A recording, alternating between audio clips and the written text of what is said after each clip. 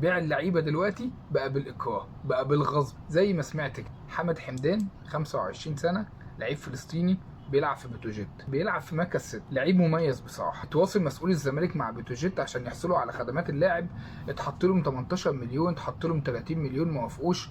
قال لهم طب خلاص تعالى نعمل صفقه تبادليه. بتروجيت قال لهم مش محتاجين لعيبه في الزمالك عشان الزمالك ما فيهوش لعيبه يعني. فازاي وازاي بقى؟ فيطلع طبعا كابتن مدحت العدل اللي ما اعرفش ماله اليومين دول، بيقول مسؤول بتروجيت الا تستحوا، والمفروض ان ده نادي مملوك للدوله. انت عايز ايه يا عم؟ الناس مش عايزه تبيع اللعيب، هو بالعافيه. طب ما الاهلي طلب منهم الباك الشمال وما وافقوش. وايه مملوك من الدوله؟ عايز يعمل لك ايه مملوك من الدوله يعني؟ انت كل لعيب ما تعرفش تاخده هتقعد تعيط وتقول اصل الدوله ومش الدوله. هتعمل لك ايه الدوله يا حبيبي؟ ايه علاقه الدوله بده يا حبيبي؟ ويطلع لنا شادي عيسى يقول لك احنا نتوسل في كابتن محمود الخطيب انه يكلم لنا رئيس شركه بتروجيت عشان يدينا اللاعب. ايه الخيابه وتقل الدم اللي انت فيه ده؟ انت سمج قوي.